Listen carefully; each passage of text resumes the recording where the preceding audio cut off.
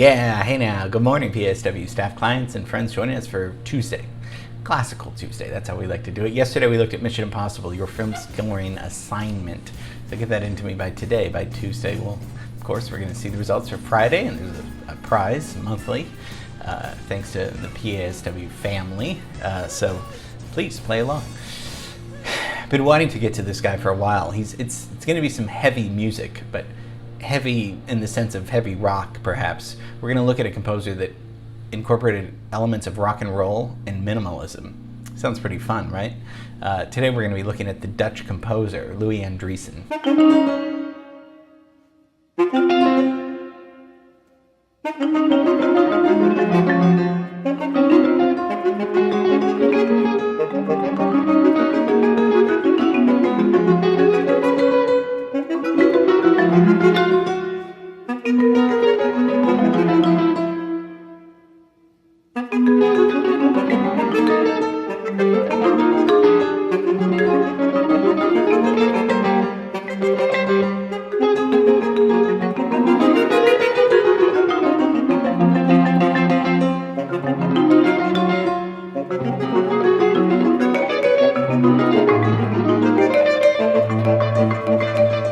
Louis Andriessen's born in 1939, still living, probably the most important composer in the Netherlands. As we listen, it sounds like music of the future. And as we listen to some pieces, I want to see if you agree with me on some of that. Created a number of huge, large orchestral works, but instead of using just the orchestra, used electric guitars and drum sets and just a massive amount of sound, and very influenced by the hard rhythms of Stravinsky. We're going to listen to Stravinsky just as a recap, and also from jazz, big band, boogie woogie. Yeah, all of that with like minimalism, right? It's going to be, I mean, way too much fun today. Let's get over there, because I don't know, who knows where the Netherlands is, somewhere. Not in the United States, of course, right? Let's go from Hollywood to Utrecht, which is a city in the Netherlands. And of course, for context, we need our timeline. So we'll be talking a little bit about minimalism. We've talked a lot, of course, about the three main important composers that are still living: Steve Reich, Philip Glass, John Adams. I'd put Michael Nyman up there too. Those guys are minimalist composers, which means, for the most part, and they don't like that term, but we'll just use that for context. A lot of repetitive patterns and pulses, ostinatos, repeating patterns. Sometimes drones of long sustained notes. But it's not dissonant usually. It's pretty consonant, the harmony, and kind of smaller units as opposed to way thoroughly composed things, kind of smaller cells of music. It's kind of what we've been talking about. So, I mean, he's born, right around the minimalists, just right after Philip Glass and Steve Reich. Michael Nyman and John Adams are a little bit younger than these guys. I put Colin McPhee up there because as we've looked at Colin McPhee, remember, he was maybe the father of minimalism, doing music back in the 30s, and with the gamelan music. So they were really influenced by them. So Andriessen, born 1939 to a musical family. I mean, his brothers were composers. His dad taught music, and he studied music composition very seriously, with a very huge composer, Luciano Berio, who was probably one of the biggest composers in the world at that point. But they were teaching, a lot of them were teaching serialism, or atonal music, which is music we won't go into too much.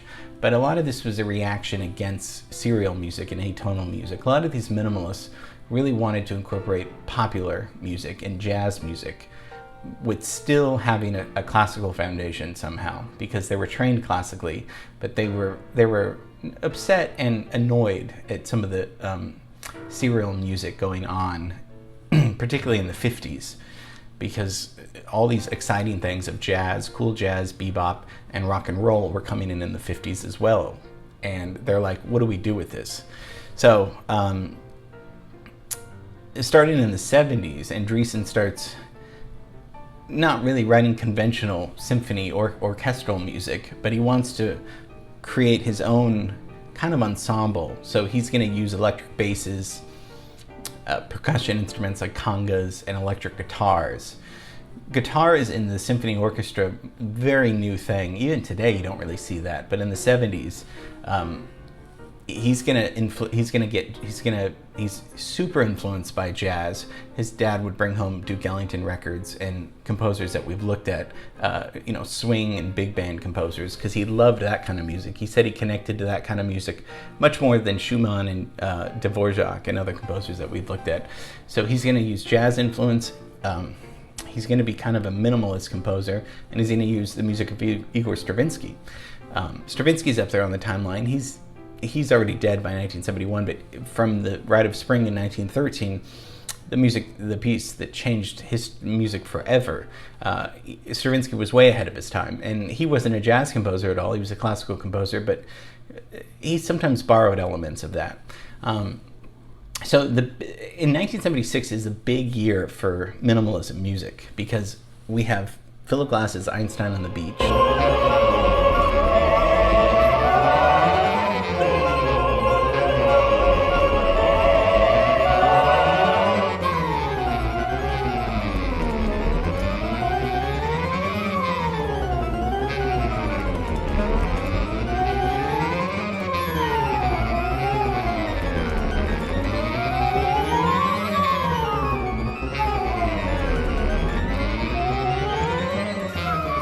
Super crazy. It's a 4-hour opera with no intermission. You can go in and out, and it's kind of this whole experience. We haven't talked about that, but Einstein on the Beach really put Philip Glass on the map as this brand new composer, and it sold out the Met in New York, and it was a huge success. It's still performed, although it's a hard one to put on, as you can see from the staging. Same year, Steve Reich comes out with Music for 18 Musicians.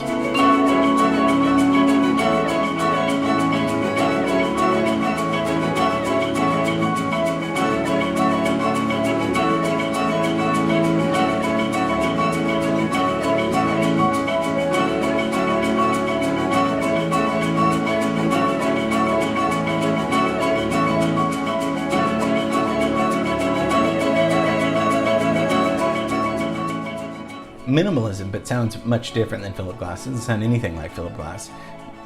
For the most part, he's not using electronic instruments. Philip Glass is using keyboards and synthesizers and saxophones. Steve Reich's using marimbas, xylophones, voices. They're both using voices, but more orchestral instruments, traditional orchestral instruments, playing pulses, repetitions, and all that stuff. That same year, 76, Andriessen comes out with probably his biggest thing, called Die Stadt, which is based on Plato's Republic.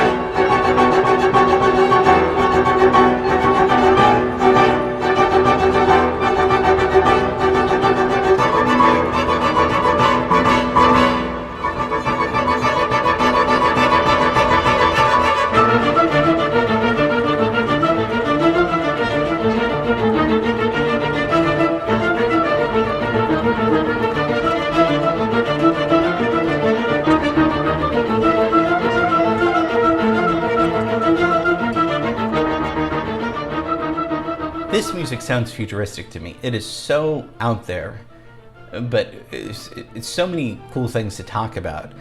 So it's about 35 minutes and just a long, I mean, it's got oboes, trumpets, horns, trombones, 2 electric guitars, a bass guitar, 2 harps, 2 pianos, 4 violas, 2 sopranos, 2 mezzo-sopranos. It's a huge work. Probably his best known work, Die Stadt.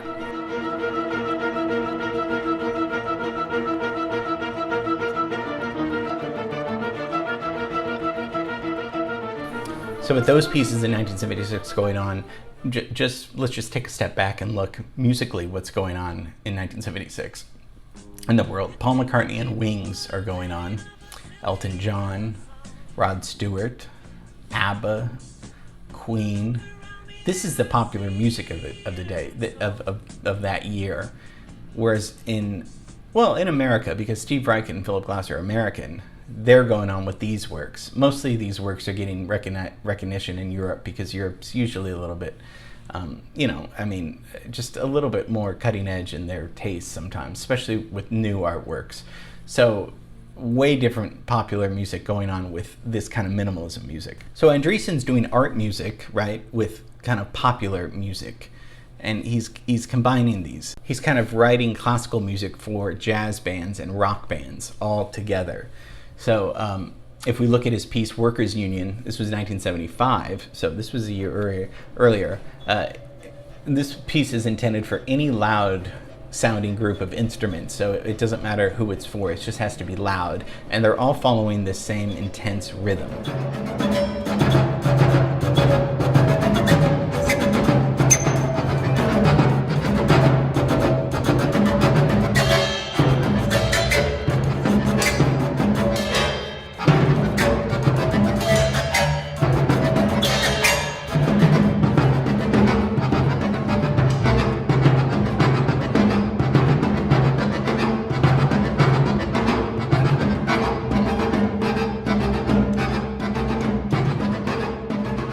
There's no real melody in this, as you can hear. There's no key, it's not in the key of something.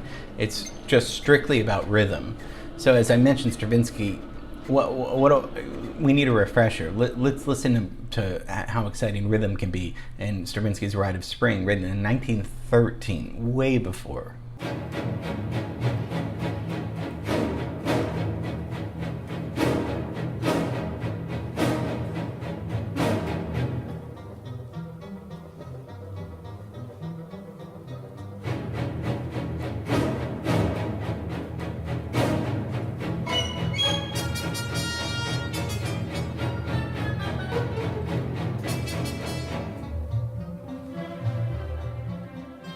Those are like heavy metal rock chords, aren't they? I mean, people, and again, we've talked about the night this premiered and a riot happening, but this is like really, guitars could be playing this. I mean, so just think of it like over 100 years ago. That's how cutting edge it is. Now, what about this? This is his symphony in 3 movements. Listen to these rhythms.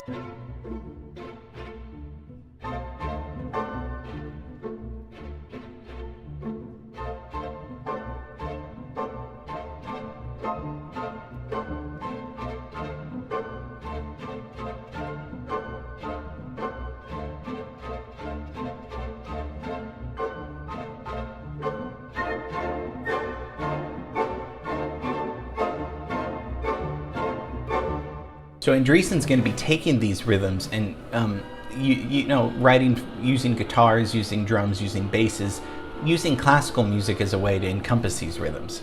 I mentioned big band and kind of boogie woogie, so he's very influenced by Duke Ellington. This piece, and forgive my mispronunciation, Die Stadt, it's called, it's style in Dutch. This is a boogie woogie, and listen to this.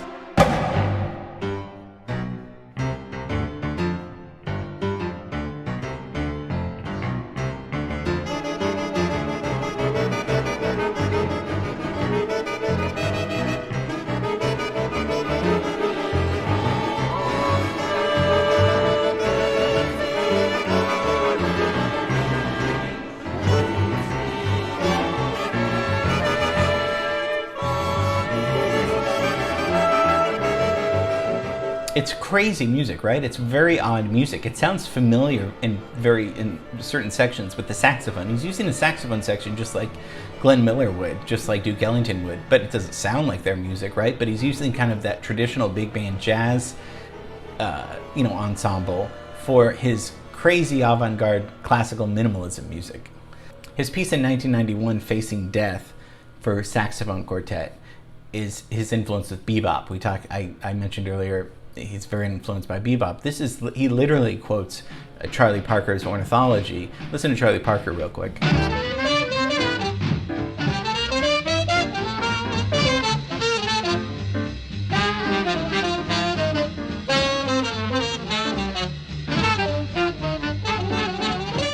So he's going to take that melody, Charlie Parker's solo, he's going to quote that and use it in Facing Death.